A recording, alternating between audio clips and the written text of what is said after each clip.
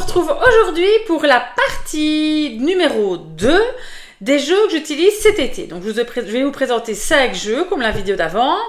Et voilà, donc on va commencer par le tout premier qui est l'Oracle Céleste Astrokif. Donc c'est vraiment un jeu encore une fois sur l'astrologie qui est mais ultra bien fait de Julia Salomé. Franchement, nickel, nickel. Je vois que je n'ai pas le carnet là. Attendez, je suis à côté de moi. Où est-ce qu'il est? Bon, je fais une petite pause, je reviens de suite. Là, je l'ai retrouvé. Donc voilà, le petit livret. Vous voyez que je l'ai quand même étudié. J'ai mis des petits repères. Donc, c'est un livre, enfin je dirais c'est un jeu sur l'astrologie qui est super bien fait. Le livret est super bien fait, donc ça explique vraiment bien. Moi, j'ai vraiment adoré quand j'étudiais l'astrologie. Pour les différents transits, par exemple, vous voyez les maisons, les planètes, les éléments et les signes. Donc, super. Et en plus, j'adore le style d'illustration. Je vous montre, si vous voulez, comme ceci. Comme ça, vous avez déjà une petite idée. Faites pause et vous voyez un peu ce que ça dit. Mais ça explique super bien. En plus, les cartes, je trouve que la boîte est super belle. Et les cartes sont super belles, je trouve aussi. Donc, d'autres cartes comme ça, dorure. Donc, je trouve qu'elles sont magnifiques. Alors, bélier, vous voyez. Donc là, j'avais remis en ordre. Et alors, on a différentes catégories. Donc, il y a chaque fois, si vous voulez, les signes astrologiques. Puis après, il y a les éléments. Donc, vous voyez, la terre, l'air, l'eau. Et, bon, il y avait encore aussi la terre, l'air, l'eau et l'eau, l'air, terre et le feu. Voilà, feu, c'est bien là, oui. Ok. Après, il y a les planètes. Soleil, lune. Alors, ce qui est bien, sur Mars, il y a, donc ça c'est pareil sur toutes les cartes, il y a les mots-clés, donc agir, la combativité, la vitesse. Et dans l'autre sens, trancher, la guerre, l'accident. Vous voyez, quand c'est si jamais il y aura un aspect dissonant, et là c'est un aspect harmonieux, ben là on est vraiment dans le positif et là on est dans le négatif par rapport à chaque planète. Donc moi je trouve ça génial. Donc je trouve qu'il aide vraiment à l'étude. Alors après donc c'est les maisons. Donc on a les maisons aussi. Donc chaque fois aussi, ben, la maison 2 par exemple, qui va correspondre au taureau. Donc d'ailleurs il est marqué le signe du taureau ici. Ben, c'est la possession, l'argent, l'immobilier. Et si on la retourne, c'est la perte, l'escroquerie, les ressources mal gérées. Vous voyez? Donc si la carte est mal placée, c'est comme si on avait un aspect dans le thème astral qui ne serait pas bon. D'accord? Un aspect dissonant, comme on dit. Vous voyez ici, donc la maison 8 ici, qui correspond à la maison du scorpion. Donc on parle un peu de la mort. Donc la maison 10, qui est la maison du milieu du ciel. Donc vraiment la maison du travail. Et alors après les maisons, on a les positions planétaires. Donc Mercure rétrograde, retour de Saturne, retour de Jupiter, l'éclipse solaire, vous voyez, l'éclipse lunaire. Et après, on a les saisons.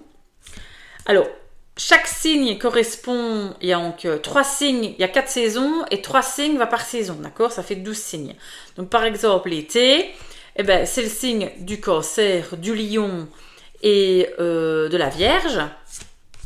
Vous voyez, l'automne, l'hiver, le printemps, du coup, Bélier, moins Taureau, puis les Gémeaux. Et après, on a des autres cartes, l'étoile de la femme et de l'homme, la destinée. Donc ça, ce sont des autres cartes, si vous voulez, en plus, pour réaliser vos tirages. Donc voilà, je trouve que c'est un jeu qui est super bien fait et que moi, j'adore vraiment énormément. D'ailleurs, vous avez vu, le livret n'était même plus dans la boîte parce que je l'utilise, le livret, sans utiliser le jeu, en fait. Donc du coup, je ne remets pas le livret dedans, je vais le remettre dans ma petite armoire. Je le remettrai après. Alors, après, la sagesse du colibri, je l'ai reçu à Noël. Ce jeu-là, magnifique jeu. Moi, j'adore les colibris. C'est les oiseaux que je préfère. Je trouve que c'est trop beau, un petit colibri. Et celui-là, il est super beau, quoi, super coloré. J'ai l'intérieur de la boîte, est trop belle. On a un petit livret qui est en papier glacé, super bien fait. Magnifique. Et alors, les cartes aussi, je veux dire, on n'a pas vraiment besoin du livret parce que il y a déjà sur la carte le numéro de la carte, le nom, mais surtout une petite phrase.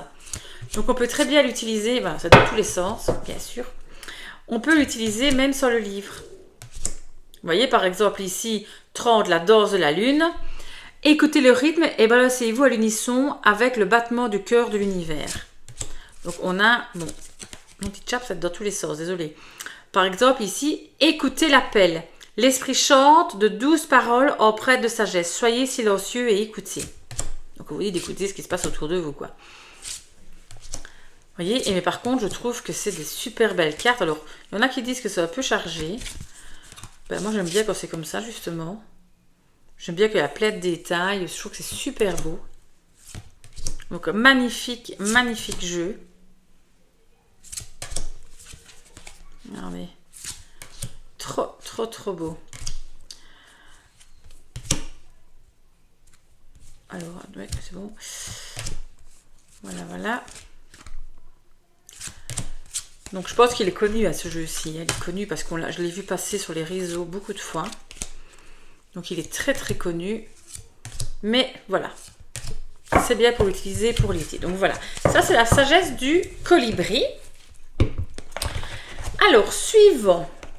Très, très beau jeu aussi. Le magnifique Pastoral Tarot. Donc, un tarot assez particulier. Parce qu'il est en version paysage. Donc, illustration de Lisa Hunt. Donc, on va reconnaître de suite Lisa Hunt. Donc, ça se tire comme un tiroir. Donc, c'est un magnifique jeu. J'adore ce tarot-là. Je pense prendre celui-là pendant mes vacances, ça c'est sûr. Alors, le seul hic, c'est que c'est en anglais. Il n'existe pas en français. Bon, il n'y a pas beaucoup à traduire. Avec le GSM, Google Translation, il n'y a pas beaucoup à traduire. Mais voilà, dommage aussi que c'est pas en couleur. Bon, je trouve que ça aurait été bien quand même que ce soit en couleur. Mais voilà. Mais bon, il mérite d'avoir un livre quand même. Donc voilà, on a un livre. L'intérieur de la boîte est quand même super belle. Regardez, avec la lavande dedans.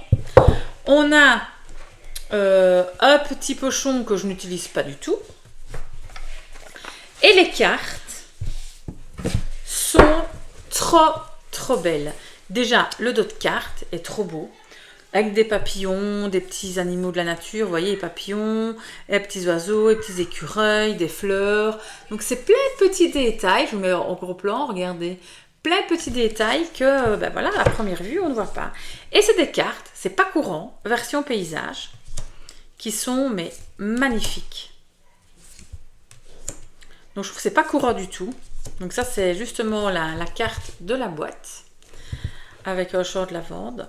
Donc, trop beau. Donc, je trouve, voilà. Alors, aussi, c'est un jeu avec plein de détails.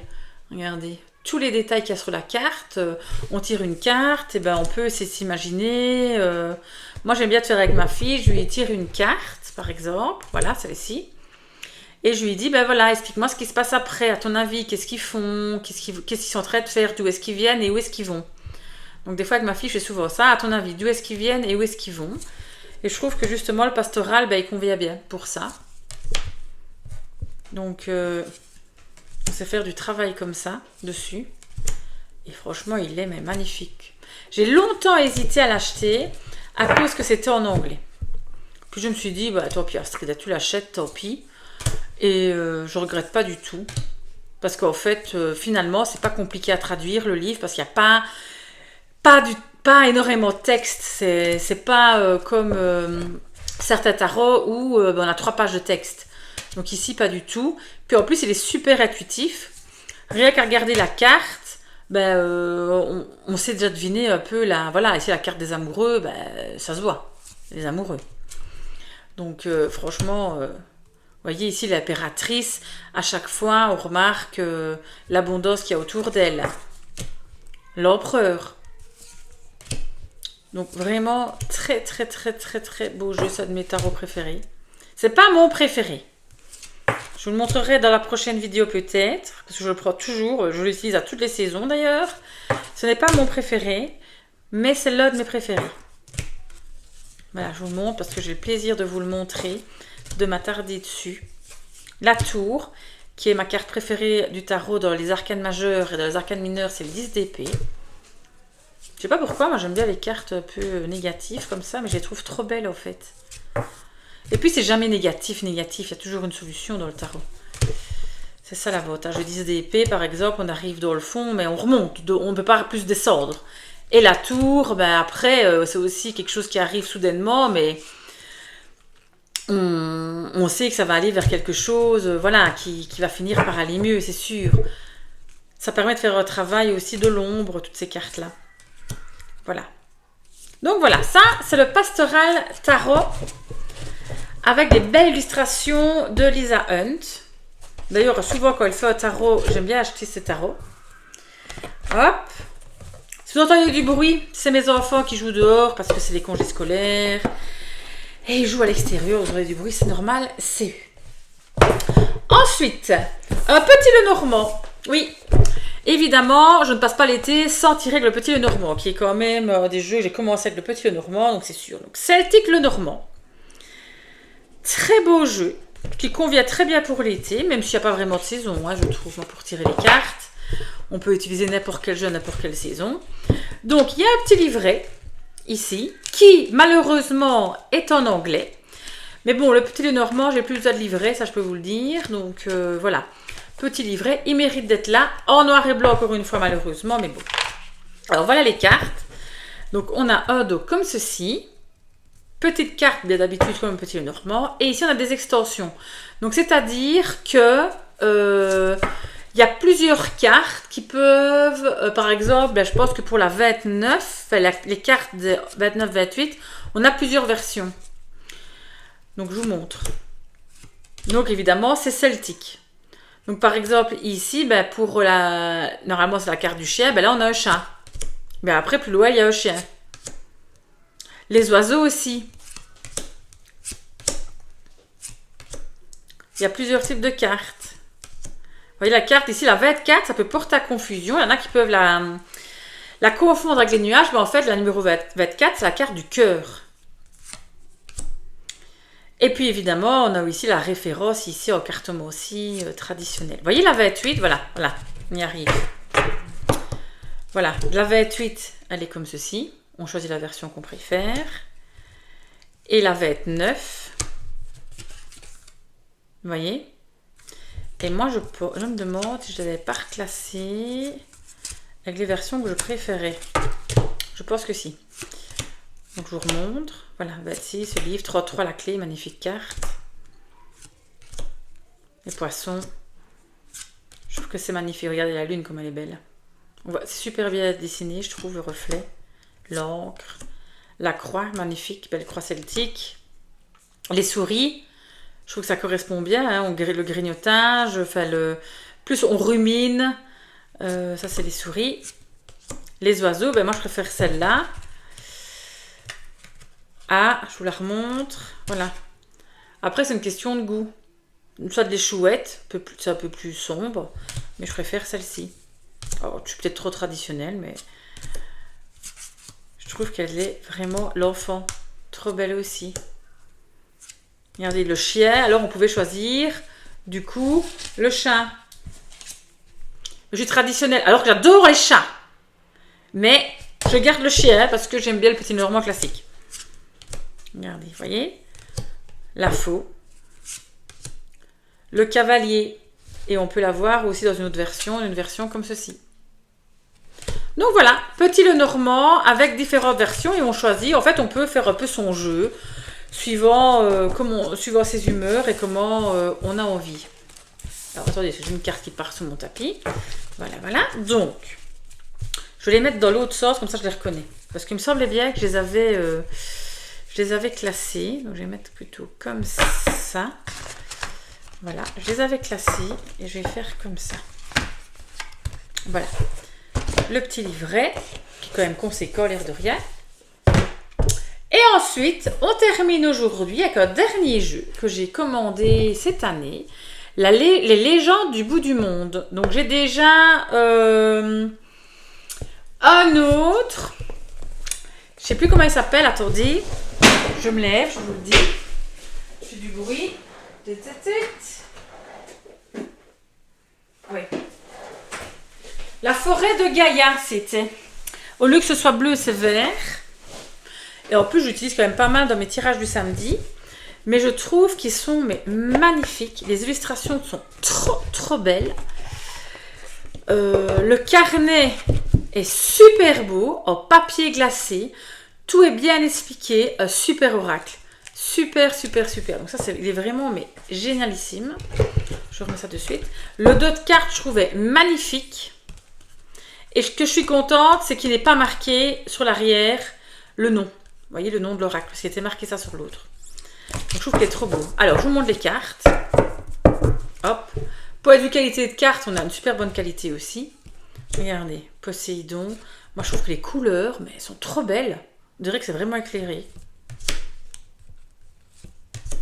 Trop beau. Donc évidemment, on a le nom de la carte et le mot-clé. Donc on peut l'utiliser aussi sur le livre, celui-là.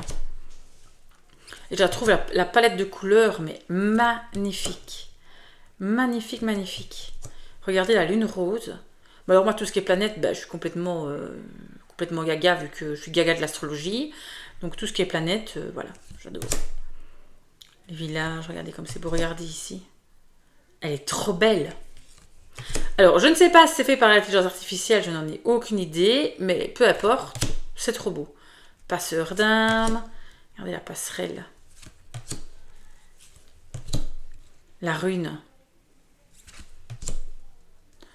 Franchement, alors là, on le trouve, c'est à la maison d'édition, donc c'est édition Oracle Atwood.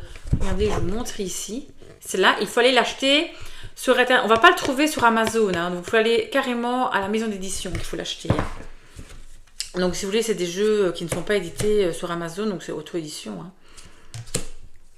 Mais ils sont magnifiques. D'ailleurs, je vais peut-être le prendre en vacances, celui-ci. Je pars dans quelques jours et il me botte bien. Trop beau. Regardez l'ermite. Ça correspond bien à l'ermite, hein, ça. La sirène, j'adore les sirènes, magnifique. Ça me fait penser à Harry Potter. Le renne. Vous voyez, dans un Harry Potter, à un moment donné, il y a... je ne sais plus comment il s'appelle d'ailleurs. Il y a un renne qui arrive au bord de l'eau. Et on dirait que c'est celui-là. Je trouve qu'il est trop beau, près d'un lac. Voilà. Donc ça, c'était l'oracle des légendes du bout du monde. Et je pense qu'il est sorti d'ailleurs cette année. Il doit être marqué la parution. Je cherche où il est marqué. Il ne marque pas la parution, c'est bizarre ça. À l'arrière. Cette année, si, je suis sûre que j'ai acheté cette année. Ouais, c'est cette année. Je suis quasi sûre que c'est en 2024 qu'il est sorti parce que la forêt de Gaïa, il est sorti l'année passée. Donc si j'en sors un super beau comme ça chaque année, j'achète à chaque fois, ça c'est clair. Et en plus, on reçoit un méga, mais super beau pochon. Trop doux. Donc il est magnifique. Donc voilà, c'était les jeux que je vous ai présenté ici, la partie 2. Donc les légendes du bout du monde. Voyez, bon, je vous les repasse une fois. Celtic le Normand. Le Pastoral Tarot. La sagesse du colibri. Magnifique. Je vous cache pas mon chouchou, l'oracle céleste Astrokif. Donc, et je garde le petit livret à côté. Franchement, je vous le dis, si vous voulez vraiment étudier l'astrologie, avec l'oracle du soleil qui était super chouette aussi, l'oracle céleste Astrokif, il est... on le kiffe, j'ai envie de dire. Ok. Donc voilà. C'était la partie 2. On se revoit pour la partie 3 dans quelques jours. Je vous fais de gros bisous. Profitez de votre été. J'espère que vous êtes en vacances. Moi, quand la vidéo sera publiée, normalement, je serai en plein vacances, en plein soleil. Donc voilà. Gros bisous à tous. On se retrouve très vite.